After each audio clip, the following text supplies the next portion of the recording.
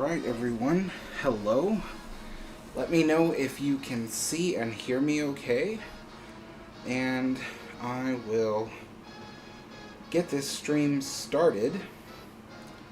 Where is my channel? View channel, live stream, lower volume. There we go.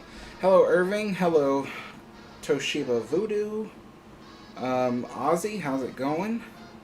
I feel like there was someone else here.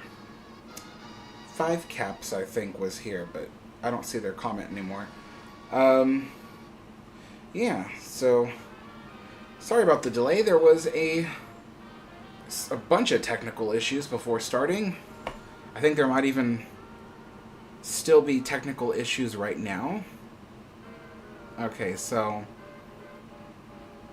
everybody says, well, says it's good. Okay, so yeah, sorry about that, because you might notice, but the thumbnail to this video was different than usual. And I don't know what happened, but it got rid of the thumbnail I always use for these live streams. So I had to go try to find it. Oddly enough, I couldn't find it. I found an older one, which works just fine. And then I had all my audio stuff completely switched around on my computer. The settings were completely different. So I had to reset everything. I don't know what it is, but just sometimes technology just doesn't like me. Everything just changes all of a sudden. So yeah, yes, hello everyone. Hello Jeffrey. Hello Egg Guy. Hello Christianity. I like your username, Christianity. Clear picture, everyone says. That's good. You know, oddly enough, it started off really cold today, and now it's kind of warming up in a way that I didn't expect. We weren't expecting the temperature to come up this high, but yeah, otherwise it's good. It's a sunny day, and I normally do not like sunny days. I love cold, even like rainy days that have lots of cloudy skies. Those are my favorite days. Sunny days are not my favorite. But anyway, do I have everything here? Yeah, I do. Okay. I can get started. Today we have, what's it called? Yorkshire Gold. I was going to say Yukon Gold. I'm like, Yukon is not in the UK. Yeah, Yorkshire Gold. So I suppose I should get started on that.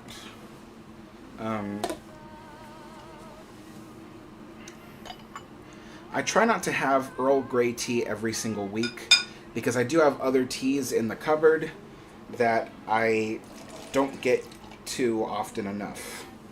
And so I try to rotate them.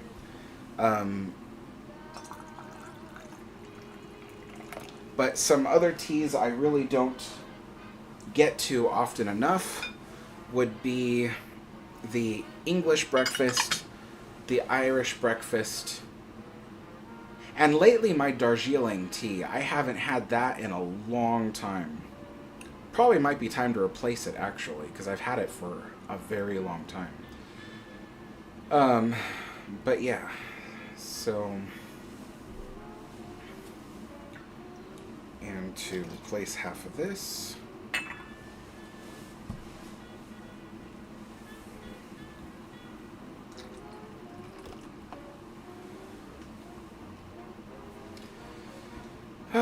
So, Kat says Yorkshire Gold is the best. You know what's interesting about Yorkshire Gold that I noticed is that, at least in my experience, it's not very forgiving if you make a mistake, you know, with like the amount of time you steep it, or maybe mistaking the quantity of the tea leaves that you're using. If you're using like a loose leaf, which I use loose leaf, I put it in here. And so like with Earl Grey, I could accidentally forget about it for a minute while it's steeping, and it'll still be delicious. But Yorkshire Gold, I notice if I forget for even 1 minute to remove the tea from the teapot, it will over steep and it will become very strong and very bitter. But when it's made right, it tastes delicious. It's absolutely delicious. So that's something interesting I've noticed about Yorkshire Gold when I brew it. Giovanni Silva says, "What's your oldest memory of the Queen Mary?" My oldest memory is probably being about 7 or 8 years old and walking along sun deck around sunset. I wouldn't say sunset exactly, but around sunset, walking along the sun deck with my dad. And, I don't remember much. I just remember that. I think, though... No, yeah, I do. Yeah, so that's, because I have other memories, and I try not to get them all mixed up with the timeline, but... Yeah, that's like the oldest memory I have of being on the Queen Mary, is walking along the sun deck around sunset. And, yeah, when I was a kid, I wasn't really a fan of the Queen Mary. I thought it was interesting. I was like, oh, that's it's a big old ship that we have here. And, I grew up in Southern California. I don't live there currently. I think a lot of people still think I live there. But I grew up in Southern California, and... there are a lot of museum ships down there when it comes to San Diego and, and LA. And there was even a museum ship, well, sort of, that was in South Orange County, which no longer exists. It sunk and then it was scrapped. Yeah, so...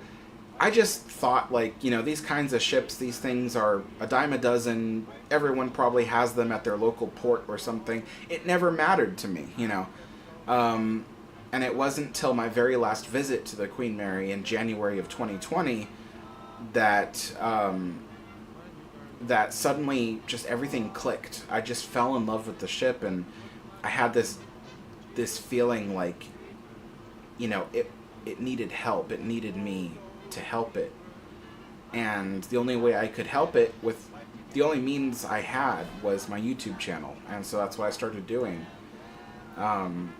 And yeah, and for 2 years I have been making videos about the Queen Mary. 2 years? No, 4 years. Oh my goodness, 4 years I've been making videos about the Queen Mary, and now that pull that I feel that the ship was giving me to, that request for my help that I felt is fading. Almost like I can see the ship is doing very well and it doesn't really need me anymore. I'm starting to feel that now, which is kind of a sad feeling because I've dedicated the last 4 years of my life to helping the ship. But yeah.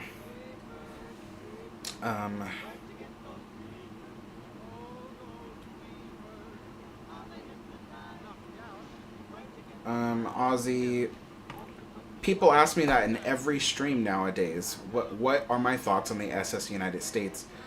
I'm only going to say it briefly because I feel like I'm repeating myself a lot, and I know that some people watch these streams every week and they're like, I don't want to hear this over and over again.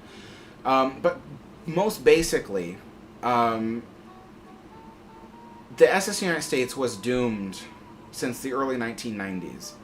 It was never redesignated as a floating building the way Queen Mary was. So in the early 1990s, due to the need to get rid of asbestos and other hazardous materials from the ship, they completely gutted it, and that's what doomed the ship. I don't think the ship had any chance after that of becoming anything else. Because once you get rid of and I mean all the historic interiors of a ship, it becomes essentially worthless.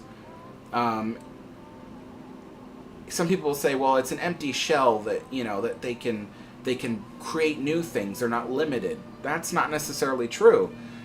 It's become a thing where there's no historical interiors left to draw people in, so you have to build your own draw to bring people in.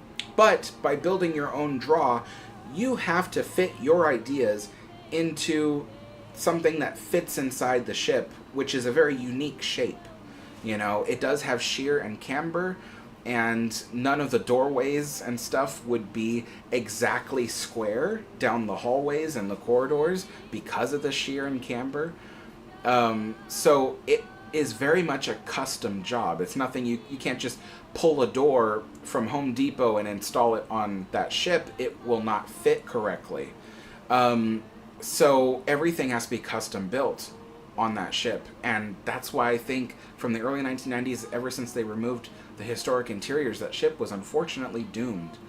And while I may not be a fan of the SS United States, I don't want the SS United States to go away. I know there's a lot of people that love the ship and would really appreciate it if it was a museum and hotel.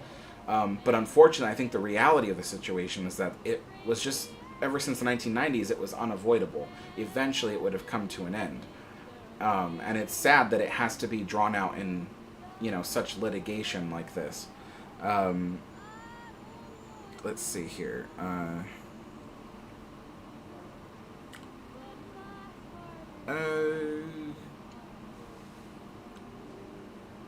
Gosh, there's a lot of comments.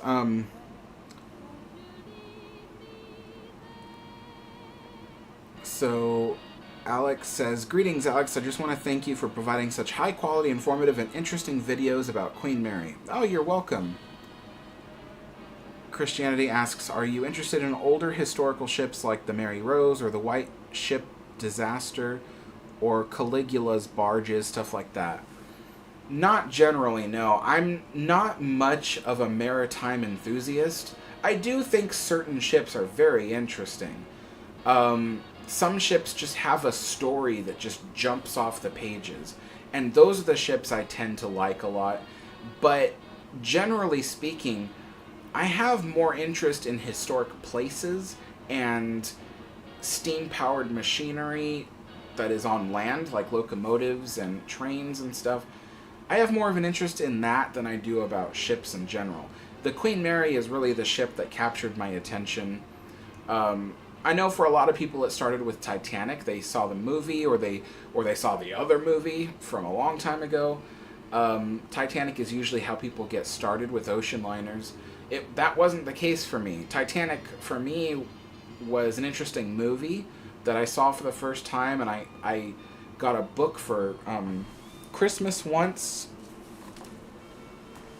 This is the first book I ever got about Titanic. I don't know if you can see it, and it's also quite dusty and damaged.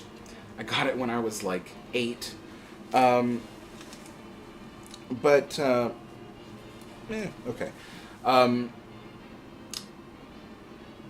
But I was never interested in Titanic that way.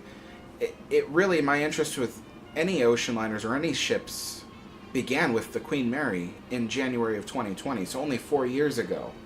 Yeah, it was really only 4 years ago that any kind of ships found their way onto my radar. I usually rotate this around. So yeah. Egg Guy says, "Did you know the Queen Mary appeared in Roald Dahl's book, James and the Giant Peach?" I did not know that. Ever since I was a kid, I was a fan of the Tim Burton movie, which I knew was an adaptation of the book. But I've never read the book. So actually, I didn't know the Queen Mary was even in the book. That's actually kind of cool, because James and the Giant Peach was my favorite movie as a kid. I loved it. In fact, I should see it again. I haven't seen it in a long time. But yeah, that's pretty cool to know. Five Caps Film says, "Does that mean you will stop Queen Mary videos?" I don't think I'll stop, but I think it'll definitely slow down. It already has, actually, because I don't know if you noticed, but I used to make nothing but Queen Mary videos. But I've really slowed it down because, well, for one thing, the viewers for it just aren't there anymore. 2 years ago, I could put out a Queen Mary video every week or every 2 weeks, and it would get a lot of views. There were a lot of people interested.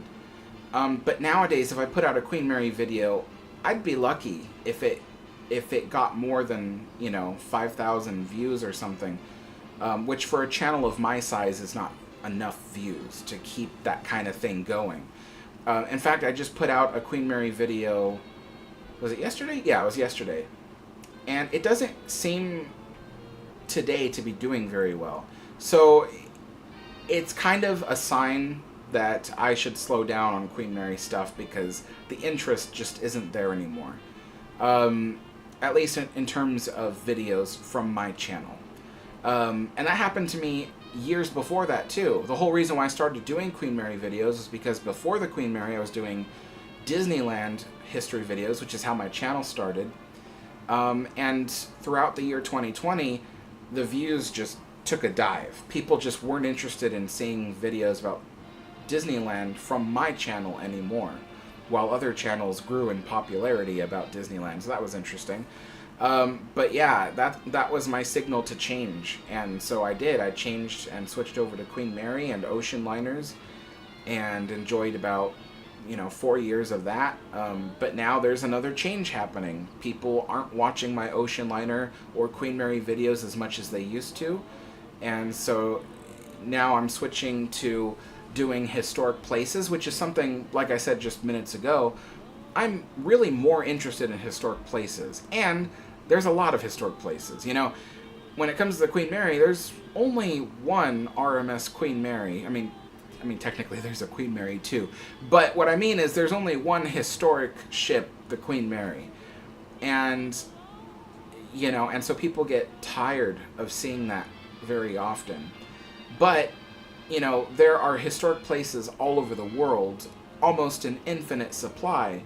And so it would be very difficult for me to run out of subject matter on historic places. So I'm not going to quit Queen Mary content, but it is going to slow down, as it already has, just because the views really just aren't there. And while I do stuff on this channel for fun, there are some videos I make just for the fun of it. But I can't do that for every single video. In the end, the goal is to keep this channel alive. And in order to keep it alive, I have to give people what they want to see. So there's a bit of a balance there. I'm always walking the fence between what I want to do and what the viewers want to see. So,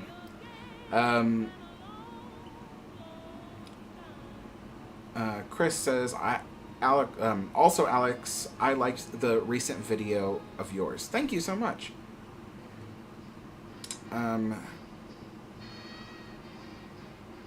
Thank you, Ozzy, for the compliment.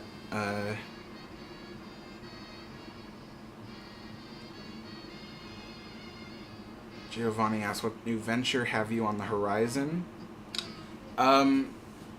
So, after already mentioning that I plan to work on doing historic places, some of those places, the first thing I'm doing is, beginning of October, going to New Orleans to do filming of tons of historic places there to make content out of for this channel. Free content, and then there's going to be some very limited content for people who pay memberships on this channel already. But something really cool, so when I go to New Orleans, I will be making special content for people who are donating to the channel to help me afford my trip to New Orleans, because I will be going into slight bit of debt in order to get there, but I feel like it's a necessary step for the growth of my channel, so that's why I'm doing it. But to help me afford it, there are tiers that you could pay. So if you pay like $5, you could get digital wallpapers, photographs that we take in New Orleans, including a digital photo album of like all the photos and stuff we take in New Orleans, historic places, all kinds of stuff, some neat things, as well as a second tier, which is $10. And that gives you a shout out on videos. So that means at the end of the video, you get like a little shout out like, thank you, John Doe, for donating to the channel, helping this become a reality. And then there is the third tier, which allows you to do all of that, plus get all those perks, plus you get access to an exclusive video that is just for people who paid for that tier level. And then the last tier level is all of those things plus a custom thank you video. So essentially, I will film a video just for you, thanking you for, you know, the opportunity for the things that you've done, and as well as if people have a message for me to give them. You know, some people, they're like, oh, I'm gonna do this for my son or my niece or something, then I can give them a special message or something. No one's asked for a special message yet, but a lot of people have paid for that $50 tier. So that's kind of interesting. I didn't expect that. But yeah, so you can do all of that. I have a video. It's linked in the description below, and it tells you the details of what I'm doing in New Orleans and how you can support that and get perks in return. And so the deadline for that is October 6th. That's the deadline for that. So, so New Orleans trip is the first in a series of trips that I want to take. But the next biggest one, which I've been talking about even longer, is my UK trip, which is so expensive that I didn't realize it would take me decades to pay for it. So that's why I'm taking the New Orleans trip first, because it was much easier to pay for that than it was going to the UK, and then other trips to Europe and such, to create more content, as well as other trips around the US. There are some places in the US that I want to see and make content out of. So there's a lot of that. And then, of course, I also do want to do a trip back to the original Queen Mary in Long Beach, California, because I still feel like there's a lot of content I can make off of the Queen Mary, but I need to be there to do it. There's certain ideas I have, and it can't be done unless I'm there. So I have to be there for that. And those are ideas I've been holding on to for like 4 years now, and haven't been able to do it because I haven't been able to go back to the Queen Mary. So there's a lot of content on the horizon for the channel. I just need to find the opportunity to get to these places and do it. So, let's see here.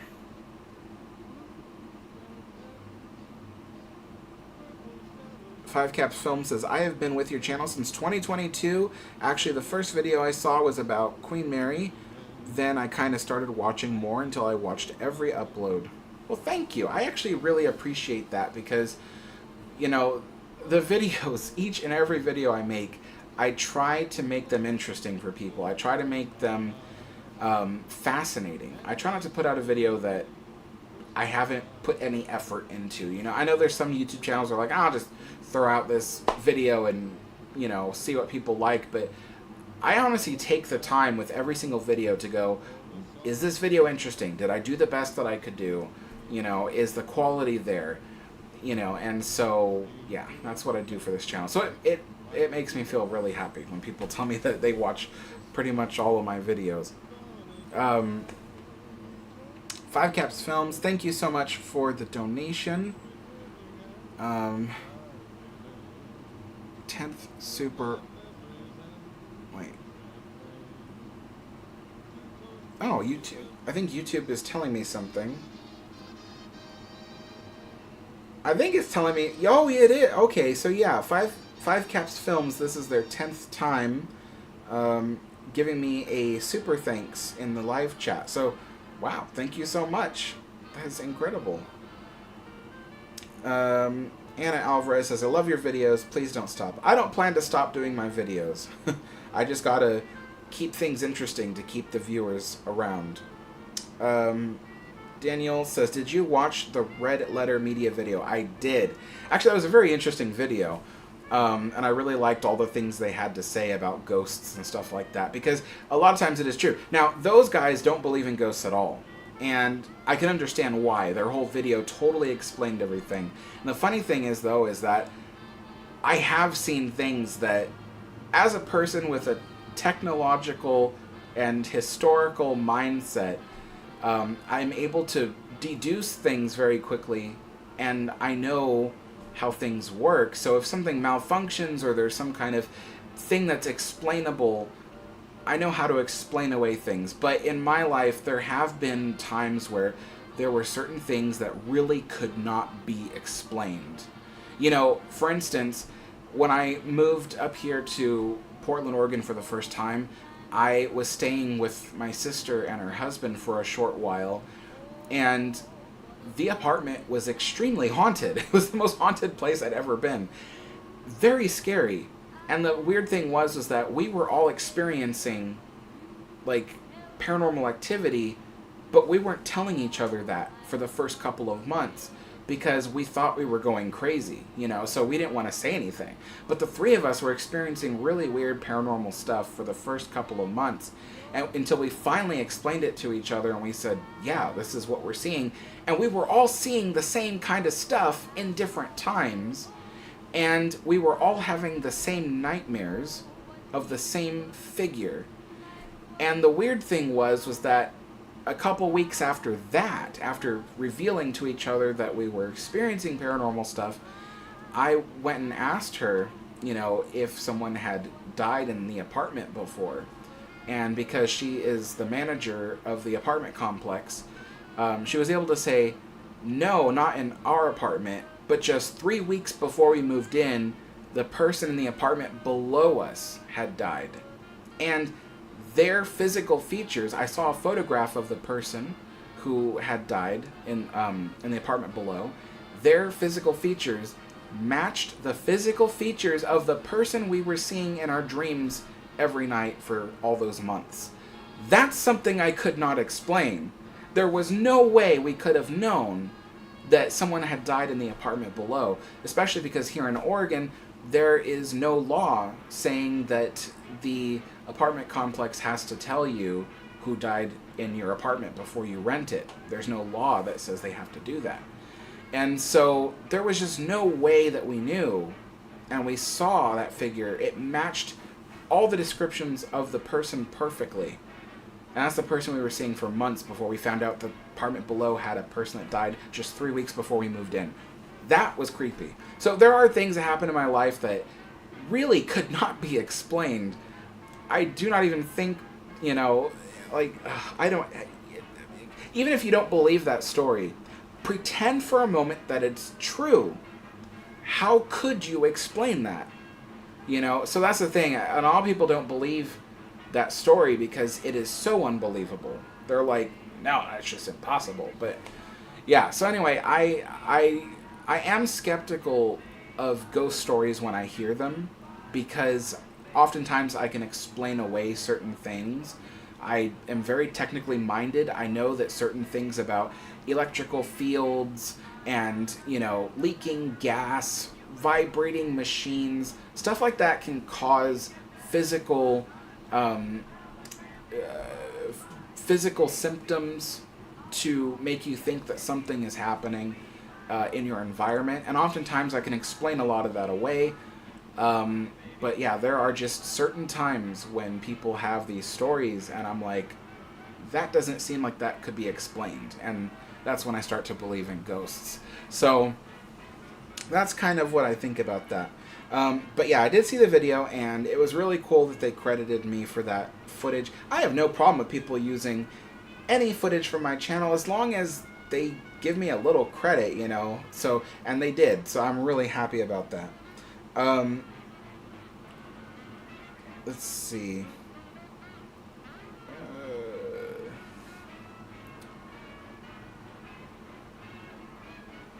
Hold on just a second.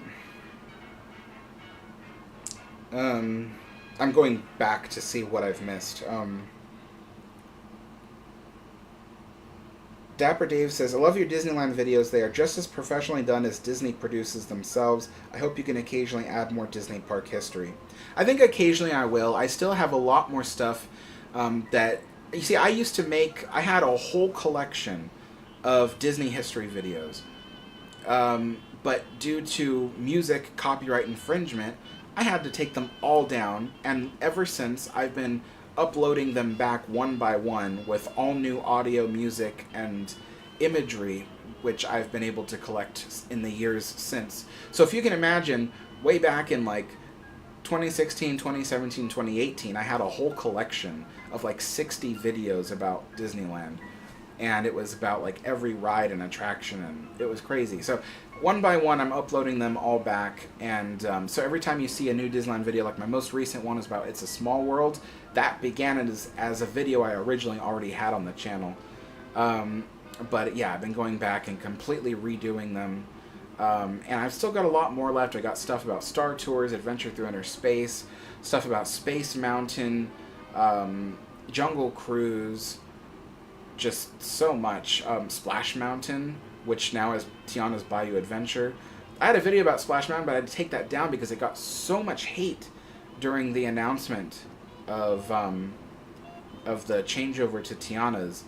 I mean, it was so much hate that even my video, which was uploaded before the announcement, just, wow, it was incredible. But yeah.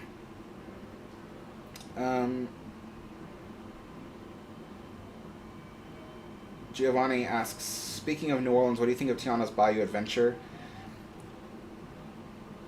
Let me just preface it by saying my favorite Disney princess movie is The Princess and the Frog, because her story in some ways parallels my story.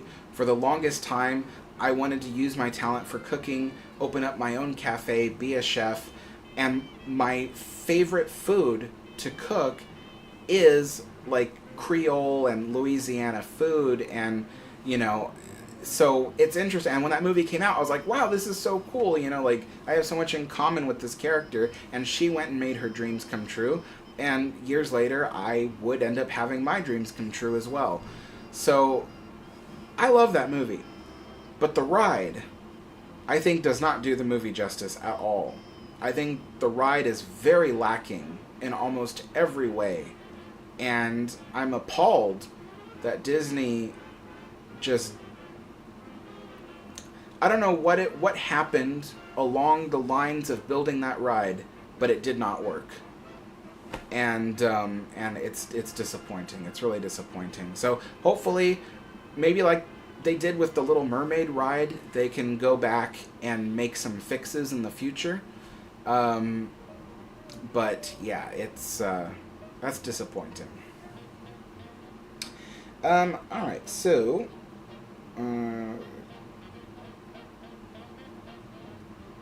Five Caps Films. At my old apartment complex, 2 people died, and I knew both, but I never lived in a haunted apartment.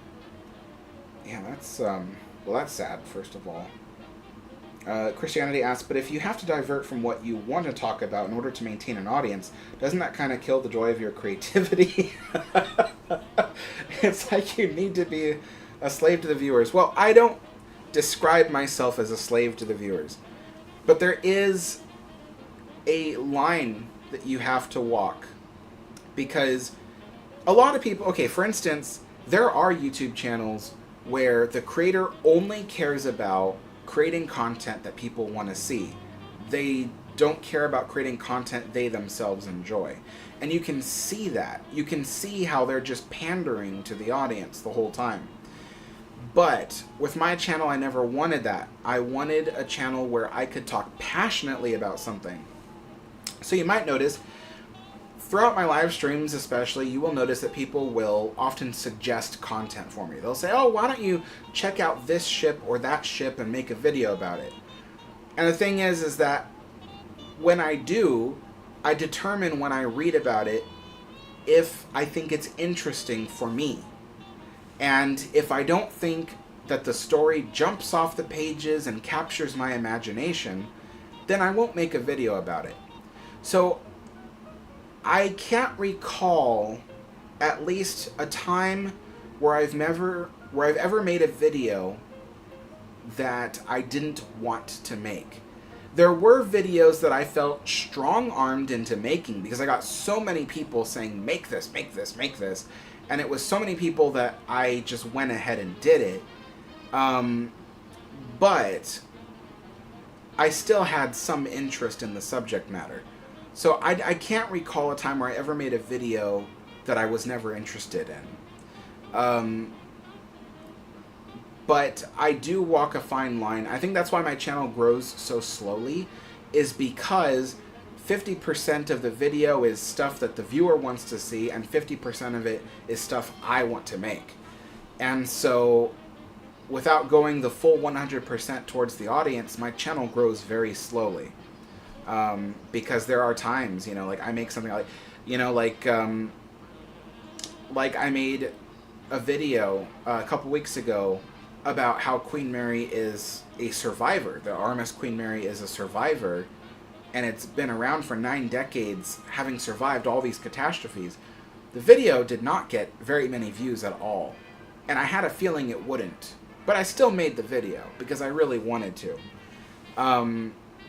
So I do walk a fine line, and there are times where the viewership declines, and I realize I have to get off my high horse and stop making content that I want to make, and sometimes veer a little bit towards the stuff that people want to see. But I mostly refuse to make content that I don't want to make. So at least I have a little bit of integrity. I try to think of it that way. But yes, it is incredibly hard. Like what you said about, doesn't that kind of kill the joy of your creativity? It kind of does. Because, for instance, there are so many videos I wanted to make about Queen Mary. I wanted to make a video all about the way the windows and portholes on the ship were designed. Because that's really interesting. The fact that a porthole can withstand 3,000 pounds per square inch of pressure. And it was put on the Queen Mary. And, and yet a giant rogue wave comes in, punches the porthole open. So there's just a lot of interesting information that I really wanted to make into a video. But after a while, I realized nobody would watch it. And some people would say, well, why don't you just make it anyway, right? Well, the thing is that this channel is my job. I've been very lucky that I've been able to change careers from being a chef to being a online historian. And, amateur, of course, but nevertheless, I like to think I'm pretty knowledgeable. But I've been very lucky that I've been able to do that and change course. I had to do it out of necessity because of the pandemic, and now I do this full time, and I love it. I love what I do. But it does kind of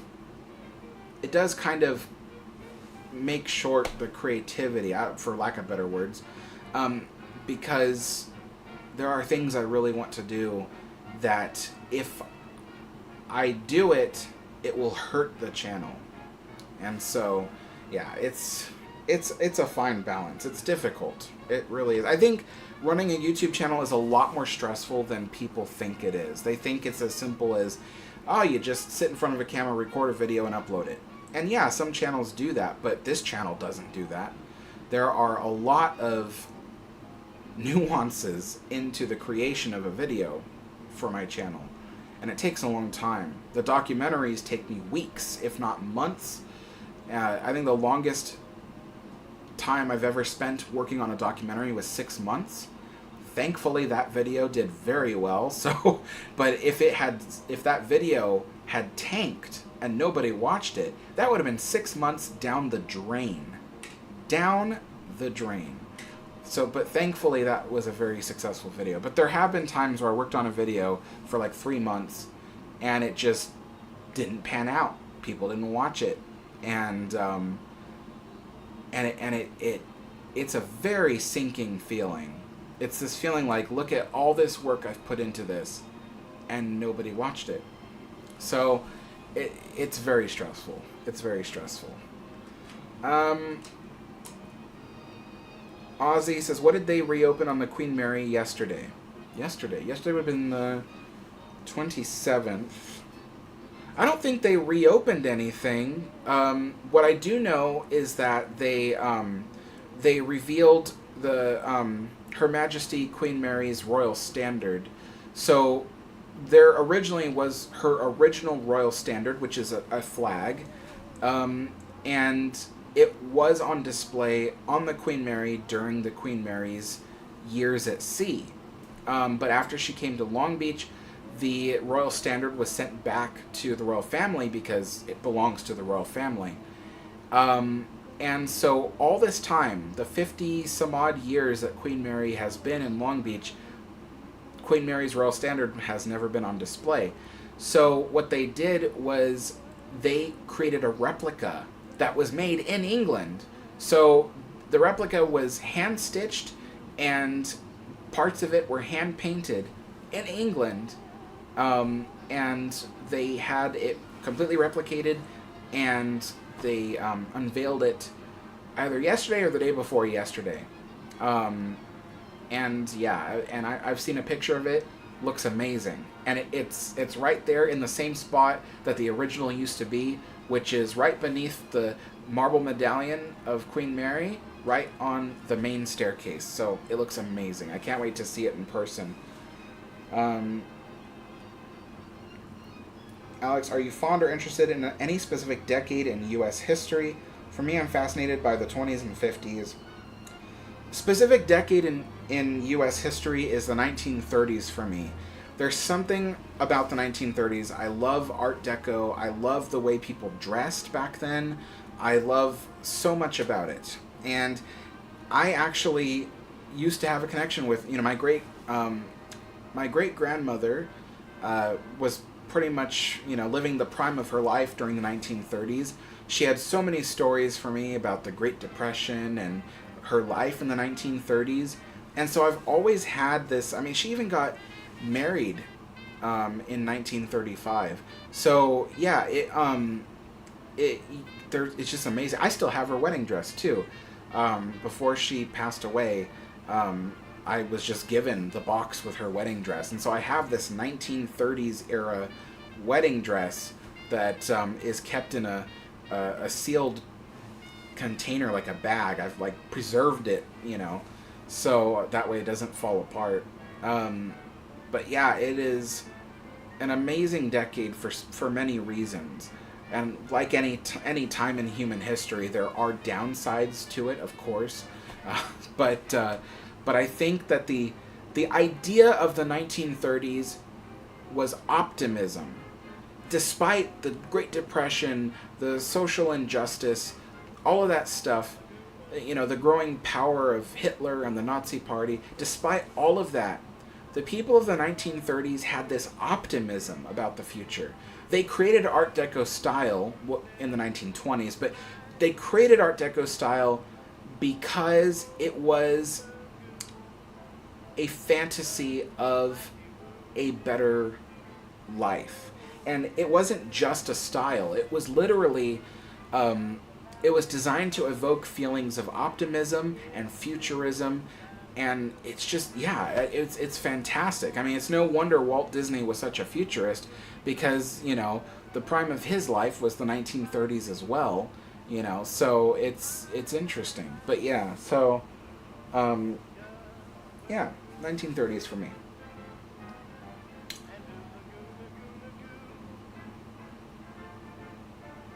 Historic Productions, yes, I have heard of that. It was very sad. I remember seeing all the news reports when it happened. I think anybody who's interested in ocean liners, it would have been hard to miss that story. People are asking me every day about it. When it happened, people were like, "What do you think? Do you think they're alive? Do you think what's going on?" People were asking me all kinds of questions every day. I didn't have anything for them. And I didn't want to make any content about it. A lot of people were saying, "Alex, you should make a video about it." And I said, I can't. I'm like, that, it goes against my belief in, I don't like creating content about at least recent tragedies. I like to give things a lot of time, decades of time, before I cover it, because I think otherwise it's just too soon, and so so that's one of the things. So yeah, I'm trying to think. There was something else I was going to say about some other content that I don't do, but I can't remember now. But Daniel says, also I feel most people think places are haunted because buildings are older than 40 years. Maybe it's me being in the UK where everything is old. Maybe. But for instance, when I was telling you about the haunted apartment I was in, the apartment is less than 30 years old. um, I'm older than the apartment complex, because this apartment complex was built in the late '90s, and I was born in the early '90s. So yeah, this apartment complex really isn't that old. But actually, if you really want to know something interesting, and I can't reveal too much about the apartment complex because I live here, and I don't want people to find me and come knocking on my door and stuff. I never know who's knocking. But essentially, ever since my sister became the manager of this complex, she has heard so many ghost stories about this place. And even her high school best friends moved all the way up here to Oregon and live here at this apartment complex. And that was just by coincidence. That was really weird, but it was by coincidence. But her different high school friends who have different apartments in this complex, they each have their own ghost stories about their apartment. And there's also tenants who have left the complex due to weird things happening. So there's a lot of apartments in this complex that experience some kind of paranormal activity. And I think that's really weird because it shouldn't be that common, right? I mean, there have even been some really horrific deaths in recent years, ever since I moved into this apartment complex. Horrific deaths. And it wasn't by murder or anything like that. It was self-inflicted. It's really, really weird. It's really weird. And I've come to understand about this place, there is something up with this place. I mean, I don't know. I don't want to throw out wild speculation as to why, but I was looking at, you know how Google Earth has that option where you can look way into the past? Well, I looked into like the first years on Google Maps, Google Earth, of what this apartment complex looked like just before construction. And it was nothing but a forested hill, right? It's just a forested hill. And I was like, oh, that's cool, you know, like it wasn't anything before that. But what I did notice was that in the image that they had captured, there were bulldozers on site to remove trees and things to make way for the complex. But there were also a bunch of these rectangular objects that were lined up along the driveways that they had carved out. A lot of rectangular objects.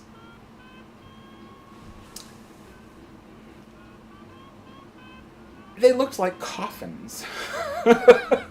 And but I don't have any proof that this was a cemetery before they built the apartment complex. There's no information that I've found that says so.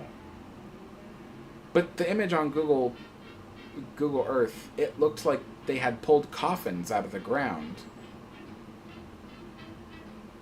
That was weird. So there is something very weird about this place, and it's actually kind of cool. There's this sliding glass door just right off camera, right off the edge of the Queen Mary picture is a sliding glass door. I have all these long blinds hanging from it. And even when I have the door shut on the sliding glass door, the door to my bedroom shut, everything shut for the night, and I'm sitting on my computer just working on a video, the blind, this one right here, will swing wildly at random. It'll just start swinging. It'll just whoop, whoop, whoop, whoop, like that. Not even like slow, tiny swinging of the blind. It is a like straight on, like, and it'll do it for 30 minutes and then it'll stop. And then it won't do it for days or weeks, and then it'll start up again and it'll just start swinging again like that. And I've taken video of it too. Because I showed my friend Shiloh. I'm like, this is so weird. I showed him the video. He's like, how is it doing that? If the window's closed and there's no... I don't know. It just does it. And so it's very weird. Oh my gosh. But yeah, so it's I think I'm more fascinated than scared, actually. I'm more fascinated than scared. So yeah,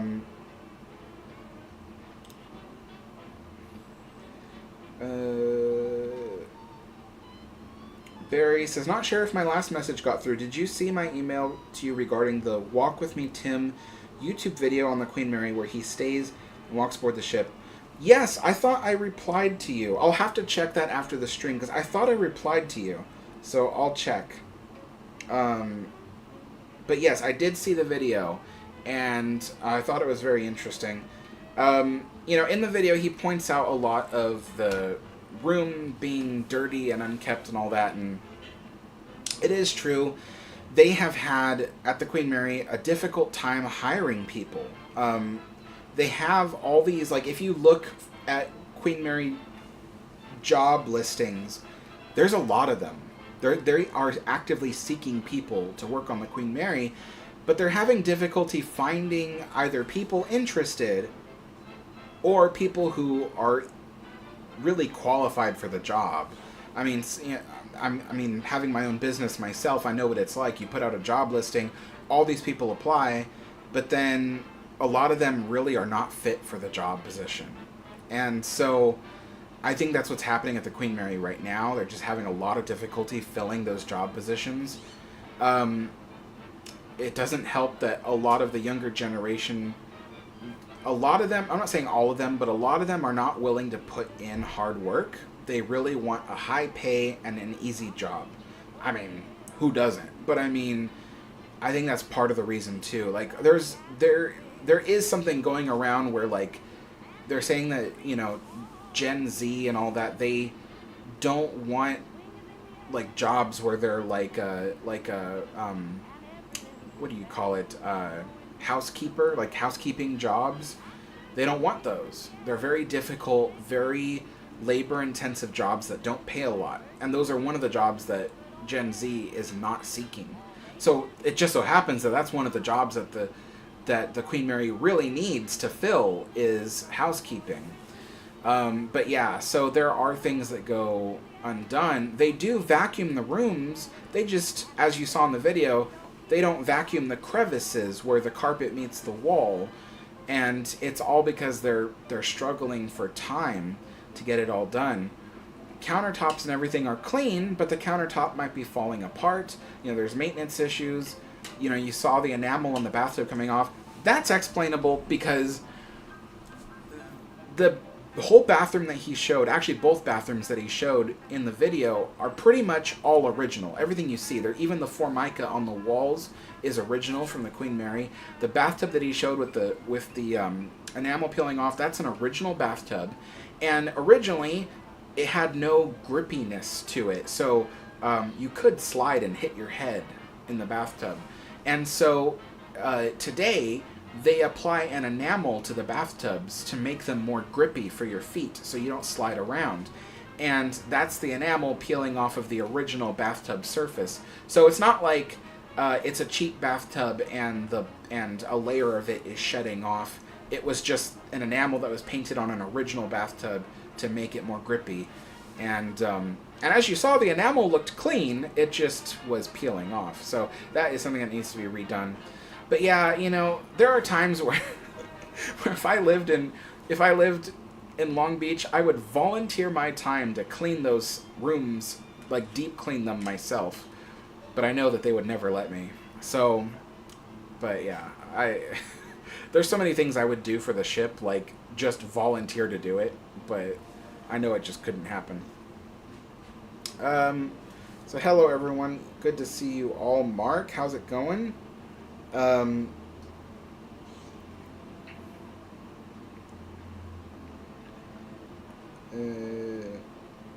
Ozzy says Alex is almost at 75,000 new subscribers. Yeah, I know. I'm really excited about surpassing 75,000.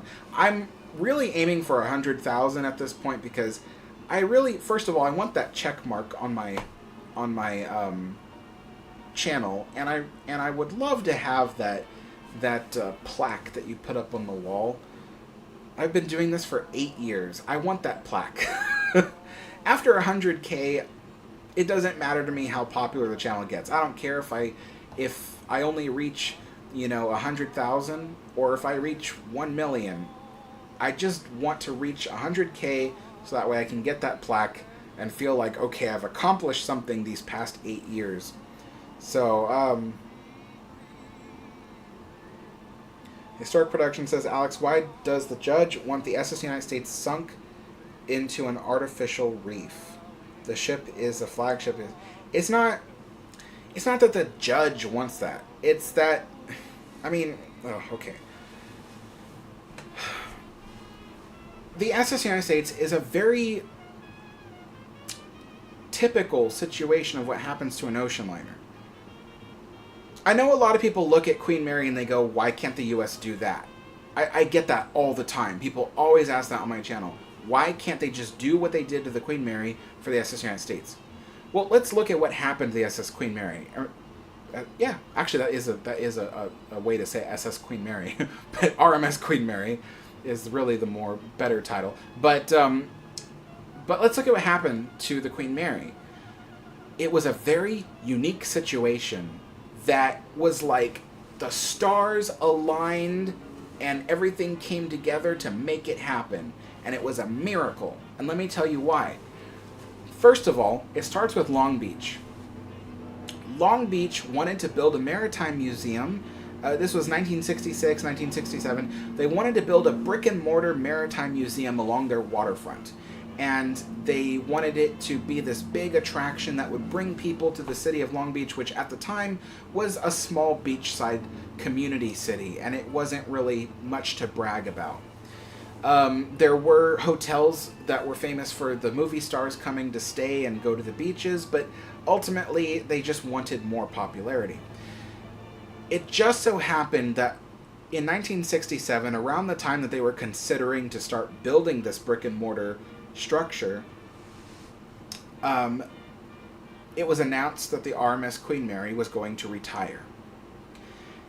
And there were some city officials, and I don't remember their names anymore, but there were some city officials that realized how big of an opportunity it would be to just buy the Queen Mary and build the museum inside of the ship, because the ship was only going at auction for a maximum of like $3 million. I mean, it didn't even reach $3 million, because Long Beach purchased it for $2.45 million. But nevertheless, the brick and mortar building was going to cost something like $6 million. So buying the Queen Mary was going to cost half that price. So the way Long Beach thought of it was, we could buy this ship and have it converted and constructed into a maritime museum for less money than it would cost to build the brick and mortar building. And so, because the Queen Mary was being sold at the right place and the right time, they were able to offer the amount of money necessary, purchase it, and then not only that, the Queen Mary was still functional, so they were able to contract Cunard to sail the Queen Mary all the way to Long Beach. And, and so yeah, and being able to sell the last great cruise, as they called it, to passengers, helped pay for the ship's travel all the way to Long Beach, right? So they had transportation in hand.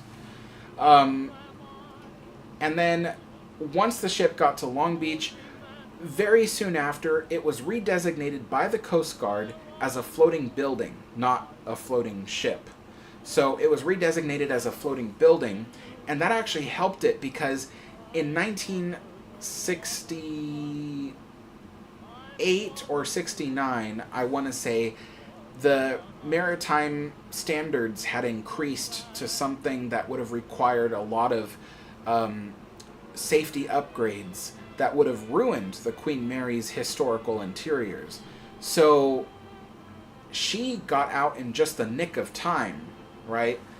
And then on top of that, Queen Mary was paid for not by taxpayer dollars, but by the oil fracking money that Long Beach earned from its oil fracking operations.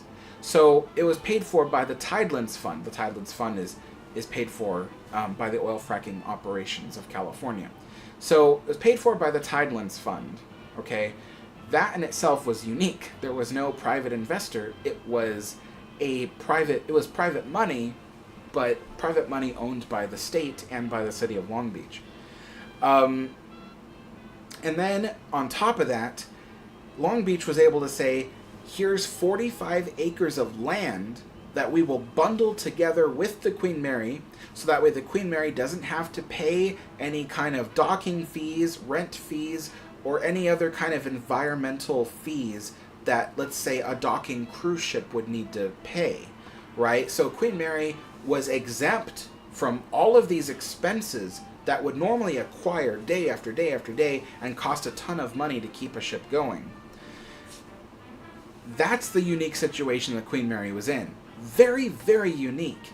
And it couldn't have happened years later. It couldn't have happened years before. It happened at just the right time in history when everything opened up for it. Now, SS United States was still in operation, I believe, until 1969, 1970. I don't know. I'm not a SS United States, historian or anything. I don't know. But I do know that it was in operation much longer than the Queen Mary and Queen Elizabeth. And by the time the SS United States was taken out of service, the ship really didn't have a lot going for it. There was no one there to take it in, so to speak. It didn't have a free dock to dock next to, like the Queen Mary did. It wasn't paid for by private government money. It was paid for by, I believe, a private group or private investor, and their money was limited. There was only so much they could do with it. And the ship was never redesignated as a floating building. It was kept as a ship. So when the 1990s rolled around and all these really strict new regulations came into play that normally govern ships like cruise ships, it also happened to fall under the jurisdiction that the SS United States was. And so they had to remove all the historic interiors to get rid of dangerous materials like asbestos and other stuff. And that just destroyed the chances for the ship ever having a future from that point on. And so, yeah, so when people ask me why couldn't they just do what they did for the Queen Mary to SS United States, it's because it was a once-in-a-lifetime thing. It was like I said, the stars just aligned for the Queen Mary, and all these impossible things suddenly became possible. It would be so difficult to replicate a miracle like that for the SS United States. So that's why that happened. And so there's a lot of people that go, oh, well, the America was so willing to take care of the Queen Mary, but not their own ship. It's like, it wasn't America that decided that. It was one city, it was Long Beach, that said, we want this ship, it's for sale right now when we need it, and we have the money for it, which we normally don't have the money for. It was just a unique set of scenarios. And so, yeah, so that's why the SS United States is in the situation it's in. It was just sheer dumb luck that the Queen Mary got that. And let's remember that prior to the Queen Mary being a ocean liner museum and hotel, there were no ocean liner museum and hotels. There just weren't. The Queen Mary was the first in the world. And so nobody knew how to run an ocean liner as a hotel and museum before that. It was after the Queen Mary became one that people started getting better ideas. They're like, here's what we can do that they didn't do for Queen Mary and stuff like that. And now it's pretty common to see an ocean liner becoming a museum and hotel. So, yeah. Let's see. I gotta skip over some comments that don't need my answering to because I'm still reading them and just not out loud because I have to try to catch up.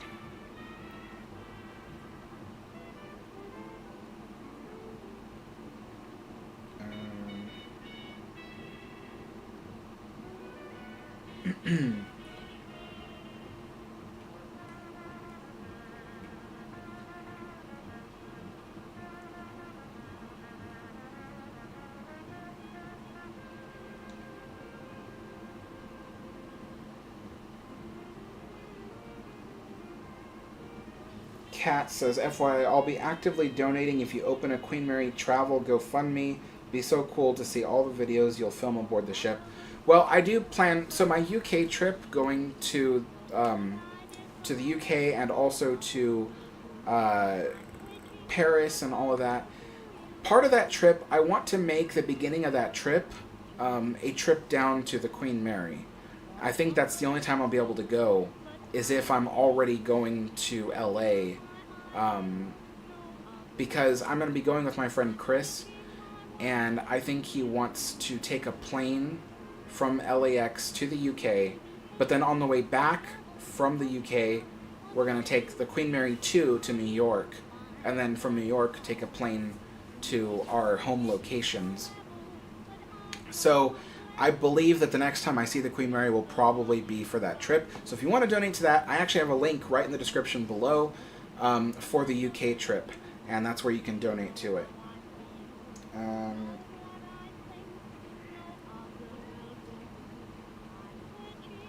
Chris says, have you ever considered doing historical weather events like the Tri-State Tornado or something similar? Not really. Weather doesn't interest me. So, really, I'm more a fan of steam power.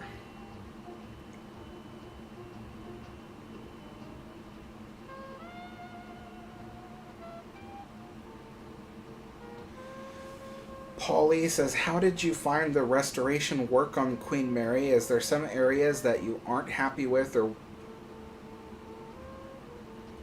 would change if you had the opportunity? Well,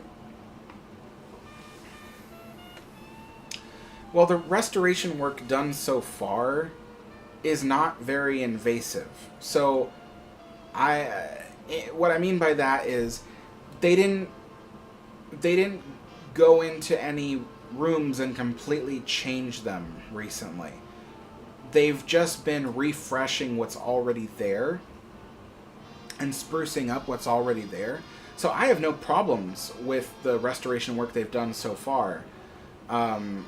It's all gone very well. I mean, I think the only thing I could think of is the main hall is decorated as it was in 1947. But I prefer the way the main hall looked in 1936. I think it's much more beautiful that way. But I understand why the city of Long Beach didn't restore it that way. They kept the 1947 look because most of the room was already styled in the 1947 way. They already had all those pigskin hide panels on the walls, and that itself is part of the history of the ship.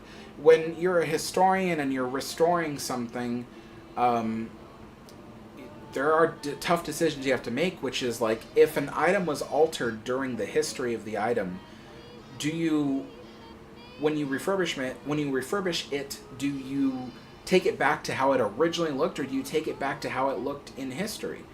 There's a lot of items like that. Like, I believe some of Leonardo da Vinci's paintings have paintings underneath them, right? So you could say like, oh, well, when you refurbish one of Leonardo da Vinci's paintings, do you scrape off the painting that's on the top surface and go back to the original that was beneath it? Or do you keep the one that's on top? And the thing is that we always keep the layer that's on top because that's the one that people are familiar with, right? You take away the Mona Lisa and you don't have the Mona Lisa anymore, right? Now it's a painting of, I don't know what he had underneath it. He had something underneath it.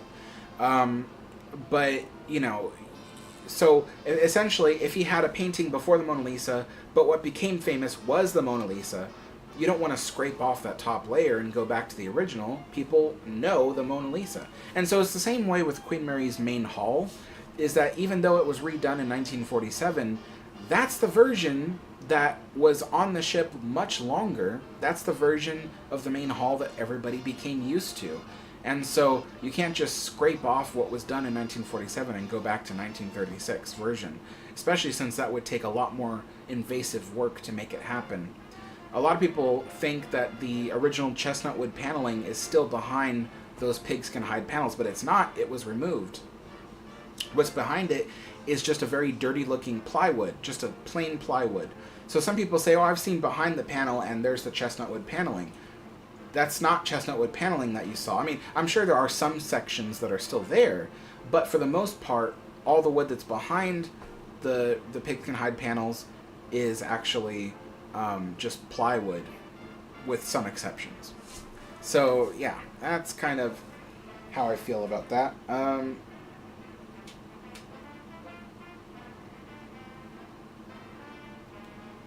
Chris says, Alex, was the location of your apartment complex a former Native American grave site? Like I said, I don't know. I wish I knew, because I have a feeling it was. But I don't know. Kat says, looks like they're going to clean the propeller and its tank soon. Really? Well, if you could tell me where you heard that, I'd love to know, because I could put that in one of my updates for the Queen Mary. But I haven't heard that.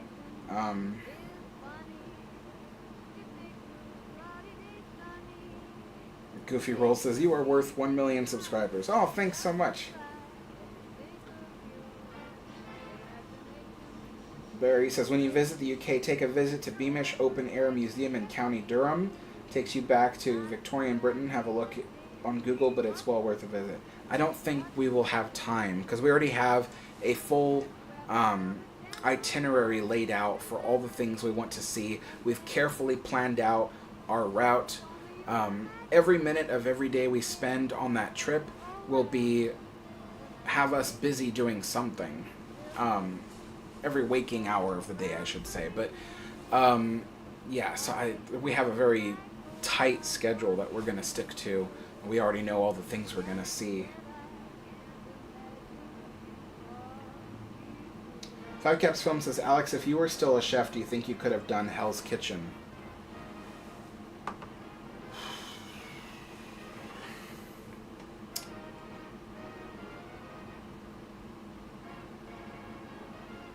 I think so, yeah. I mean, I wouldn't have been like a winner or anything. I think in that competition there is only one winner. I've never watched it. I want to tell you that right now. I've seen clips, like, where's the lobster sauce, and all of that.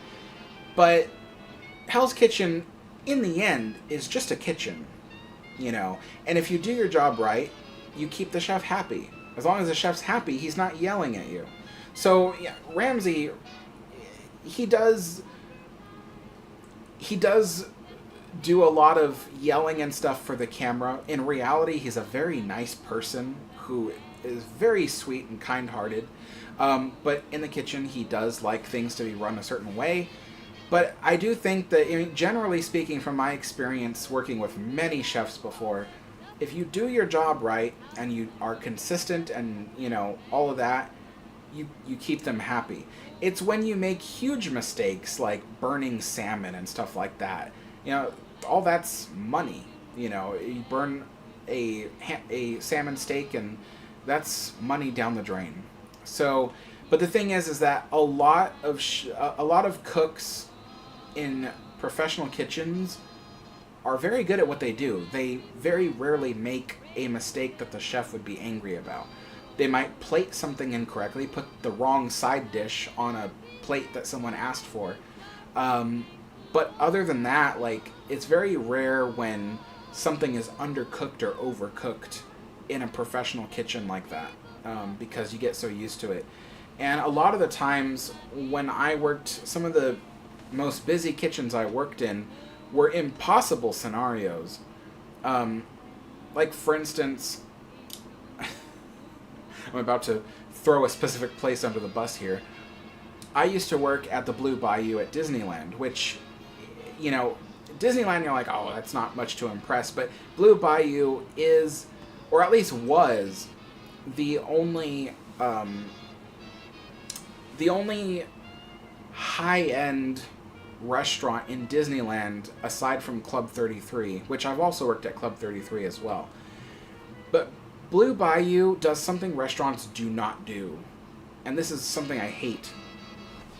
At a restaurant, a normal restaurant, when you make reservations, the hostesses who take down the information, they stagger the reservations. A few people, depending on what your capacity is, a few people every 15 minutes, right? They stagger it, so that way the people arrive every 15 minutes, and you can change out a couple of tables here and there, right? And there's also room for leeway, so if you have a table that you have in mind, but there's still people sitting at it, you need to clear it out, then there's some leeway to allow those people to leave their table so you can quickly clear it and get more people seated. That's how a restaurant's supposed to be run. And it runs very smoothly like that for restaurants all around the world. But Blue Bayou thinks that they're unique. They're like, oh, we will allow people to make reservations every 15-minute intervals, right? Like, you can choose one for 5:15, 5:30, 5:45, 6 p.m., right? But your reservation means nothing because they don't stagger the seating. What they do is they go, okay, 5:30, we're going to have a bunch of tables cleared and half the restaurant is going to be seated at 5:30. Half the restaurant seated at 5:30. Even though you got people who've been waiting since 5 p.m., waiting in the lobby for half an hour to sit down to a table at 5:30 p.m. They made their reservation. Why make them wait 30 minutes? So that's what I'm saying. Like, they do things that no restaurant would do, right? And I'm gonna say it. I'm gonna say it out loud. It's idiotic. I'm sorry.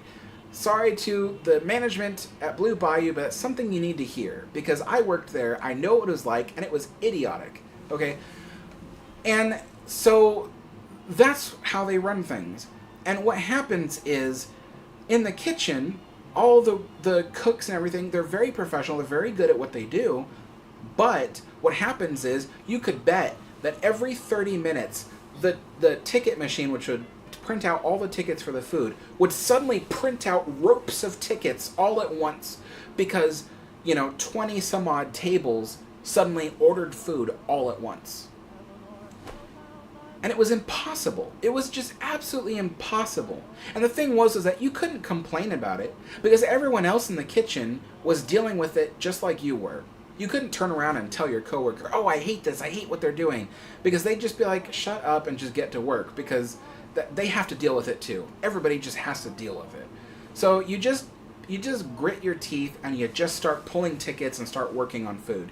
So what happens when all those tickets come out at once is you get like 12 people ordering salmon, right? Because I was often on the salmon spot. There was a position in the kitchen that was specifically salmon and vegetables.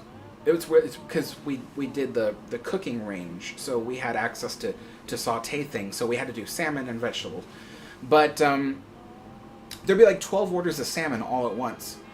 And the thing was that we had the capacity to cook maybe 8 salmon at once, right? So that's if you're lucky. I think really it was more like 6 salmon at once. So, because if you try to cook 8, there's a chance you could burn one because you're just not, you're all over the place. So you're cooking like 6 to 8 fillets of salmon at the exact same time, spread over 2 or 3 pans. And then at the same time, you've got people screaming for you to prepare a fresh order of sautéed spinach. So you're sitting there sautéing spinach, and then someone says, oh, the risotto is getting kind of dry. Can you get me, some new risotto? So then all of a sudden they're like, oh, new risotto. Then you have to start doing risotto. So I'd be sitting there with like 6 to 8 salmon in front of me. I'd be sautéing spinach and then getting risotto at the same exact time. And by some miracle, we were able to do it. But there were times where people waited a long time for their food. And that happened quite frequently. But we still got the food out, and it was still high quality when it arrived at their table. But yeah, and so if I could do Blue Bayou, is what I'm saying. If I could do Blue Bayou, I think I could do one of Chef Ramsay's kitchens, because at least he knows how to run a restaurant. So I feel like I could. But yeah, it's, man. Sorry about going off on a tangent. It's just there's certain things I'm just like, why would you change the way a restaurant operates when restaurants all around the world successfully use a method?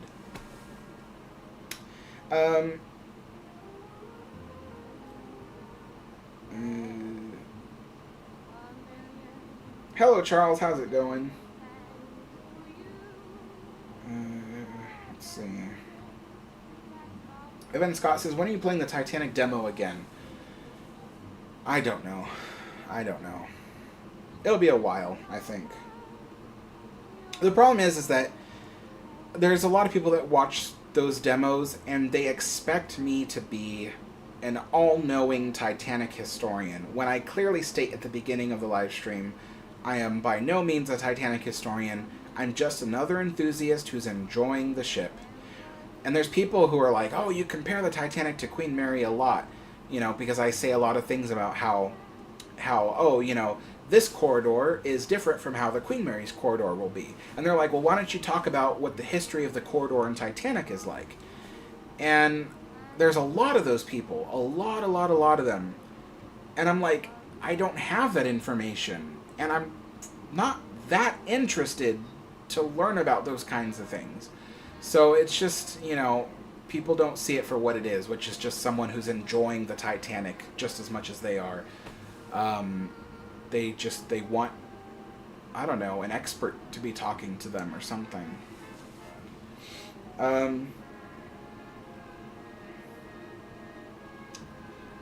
So Alex, your question about the Halloween events that take place at the Queen Mary, I answered that in the last live stream, but basically, as long as whatever they're doing on the dock does not invade the interiors of the Queen Mary, then I have no problem. No problem whatsoever. It's when they bring stuff like that onto the Queen Mary, I have a problem with it. But other than that, if it's happening on the dock and that's about it, I'm like, okay, that's good, that's fine.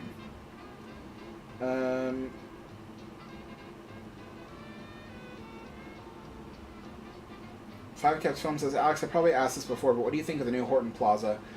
I've never been to the new Horton Plaza. I've only been to the old Horton Plaza, so I have no opinion on that. But either way, it's a mall. I don't really talk about, you know, shopping malls on my channel. Oh,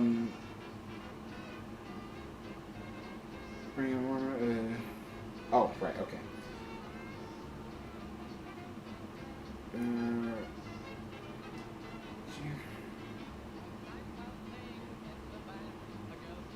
Justin says, what did they use on the Queen Mary to clean and maintain it on a daily or weekly basis? What are some of the products and tools? Maybe a video on this. Unfortunately, that's a video that only the most die-hard of fans would watch, really. I mean, it would not be a very successful video at all. So I could not make a video out of that. But, I mean, products, I don't know. I mean, we're talking about UK products that existed, you know, almost 6 decades ago or more. I don't know. I really don't know. I don't even have a way of finding out that information. There are some people, I think, who might have that information, but it would not work out for me to try to get a hold of them. So, unfortunately, that's something I just don't know.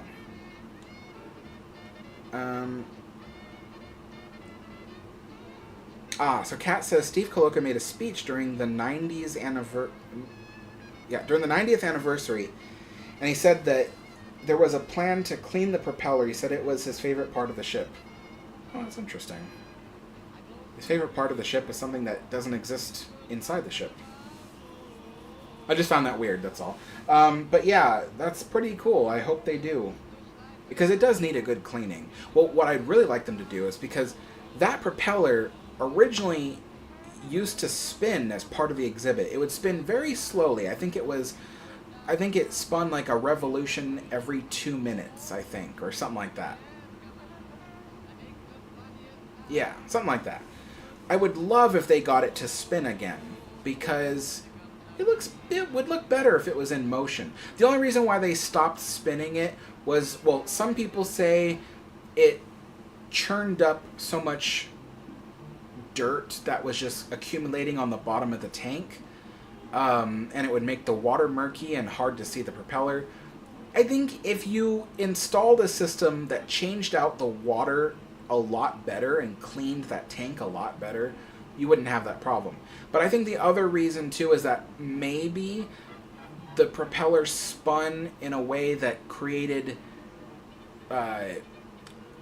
like a turbulence on the surface of the water, which made it difficult to take pictures of the propeller because it would, be misshapen. So maybe they could spin it slower. I don't know, but I mean, I would love to see it spinning again, honestly.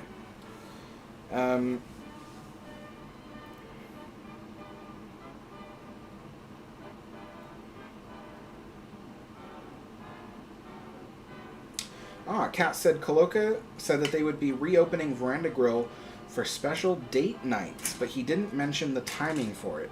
That's interesting. I would like to see that. Actually, that's something I mentioned to him in my email.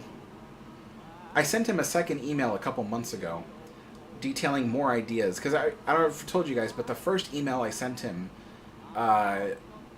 way back in the ending of last year detailed all these ideas for what they could do for the Queen Mary, and like 4 or 5 out of 6 of those ideas I sent him were actually implemented on the ship. So at least 4 of those ideas they are currently doing on the ship. And I sent him 4 more ideas. Yeah, 4 more ideas. And one of them was reopening the Veranda Grill as a restaurant. And he says they're doing it for date nights. That was one of my ideas. So I'm glad that they are taking my ideas seriously. That's good.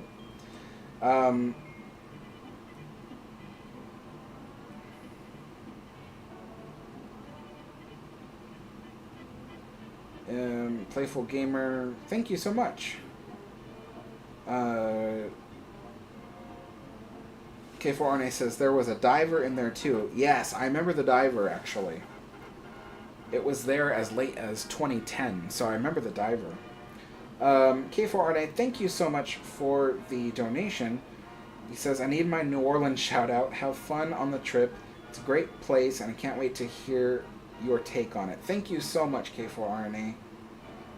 If you send me an email, because you paid for the highest tier, which includes like a personalized thank you video, send me an email, how you want me to, if you have a message for me to say to someone, or wishing you congratulations on something, or if you, well, for one thing, I don't know your first name, so that might be something to tell me in an email. So send me an email and let me know. But thank you so much for the donation. That will really, really help with the trip, because that's something I've been looking forward to since 2003, honestly. It's been 21 years that I've been waiting to go to Queen Mary, or go to New Orleans. Sorry. I've been waiting only 4 years to go to Queen Mary. Oh, Aaron, okay. Well, that helps. Alright, so it's 2:35, so it's been an hour and 45 minutes. What was I going to tell you guys? Oh, so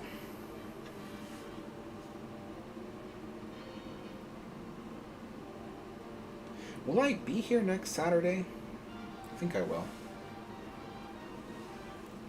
Okay, so I can't remember the calendar, how it looks for the next week, but I think we might do another one of these tea time streams next week. And And then the week after, I'll be in New Orleans. Let me think. Gosh, there was something I was so excited to talk about. What was it?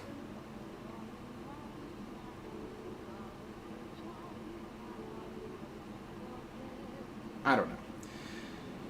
But anyway, geez, that's... Don't you just hate when you have something and you're like, oh, I gotta say this, and then you completely forget what it is, and it's just left your mind. You have no idea what it is. Barry says they just need to remove the ugly submarine. They will. They will. I won't expect it to be removed at least until 2025, though. It'll take a while. But they do plan to remove it. Hello, Mark. I was actually about to end the live stream soon, but I'm trying to think of... I'm hoping it comes to me, whatever I was going to say to you guys. Just can't think of it. What was I going to talk about? Was it about New Orleans?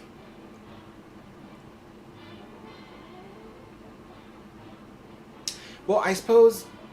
Yes, I think it was. So first of all, my condolences to all the people who've been affected by Hurricane Helene. I think that's how you pronounce it. A lot of people have been affected off the coast of Florida, South Carolina, Georgia, that kind of thing. So my condolences to all of them. And I do think that right now, I've been checking the weather because it's getting very close to my New Orleans trip. So I've been checking the weather to make sure everything's going okay. And new storms are brewing in the Caribbean right now. They're expecting that by mid next week, they would have turned into, like, possibly a tropical storm or even a hurricane next week. And then that'll go throughout the weekend of next week. And so I'm kind of like, oh boy, I hope not. I mean, for one thing, give the people along the Gulf Coast a break, But the other thing, too, is that's getting awfully close to my New Orleans trip, and I'm really hoping it doesn't cancel the trip. Because I already paid for the hotel, and that's non-refundable. I believe the airplane tickets are also non-refundable. So... for me, that would really suck, not being able to go to New Orleans and do all those things. And even if I got there in the middle of a hurricane, they'd be closing a whole bunch of stuff that I'd never get to see. So I'd be there doing almost nothing. So I'm really, really hoping there is no hurricane when I get there in less than 2 weeks. Yeah. So, this is a very... Oh, a dam broke in Tennessee. Oh my gosh. I didn't know that. But yeah, so this is a very serious situation for a lot of people because there's already been... I think they said 4 major hurricanes this year alone have already struck the Gulf Coast. One in Texas coast, one in Louisiana, one... or 2 off the coast of Florida, and the Gulf. So yeah, it's some pretty intense weather this year. But yeah, so hopefully things go all right. Hopefully the next storm kind of dissipates and doesn't make its way up to the Gulf. So, yeah, 240.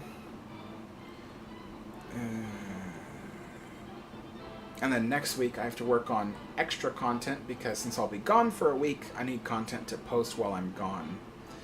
So we'll see how that goes. But anyway, folks, there's some really exciting stuff coming to the channel.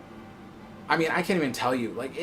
There is so much new stuff coming to the channel that I'm just speechless. I'm really excited for it. I'm hoping that you guys love it. And yeah,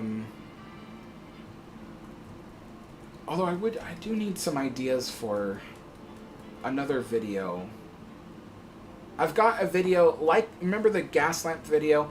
I've got one coming out that's a lot like that, and it's about the dangers of a Victorian home. You know, so like Victorian homes had all these toxic materials and things in them. So I'm gonna be talking about that. But if I could get some ideas for, you know, another video a lot like that, you know, some questions you guys have about anywhere from the Victorian age all the way through to the Art Deco age. Anything past the Art Deco age, like, you know, 1950s, the space age, all of that, there's very little I could tell you about it because that's not really within my range of interest. I'm really more interested in everything from the late 1700s all the way through to the 1930s. So if you have any questions about that era, about certain things that people did, behaviors, technologies, things people wore, how they lived their lives, anything like that, anything specific, that would really help me out because there's a lot of stuff I could answer, but I can't think to create those questions. You know what I'm saying? So I think somebody else said it too, was that they never thought to ask those questions, and I have the same problem. I can't think of the content because I never think to ask those questions. So yeah, so let me know, folks. And I think I will end the live stream now. We've been on for an hour and 42 minutes. I never even made my tea. I've been so busy talking all this time. So I guess what I'll do is I'll just, when I get off camera, I'll just make a cup of tea for myself. I still want tea, so I'm probably going to make a cup of tea for myself, finish eating these, whatever. But yeah, I think this is the first time I've ever done a tea time where I've never made tea. That's the first time, I think. Anyway, folks, thank you so much for watching, and I will see you all next time. Bye-bye.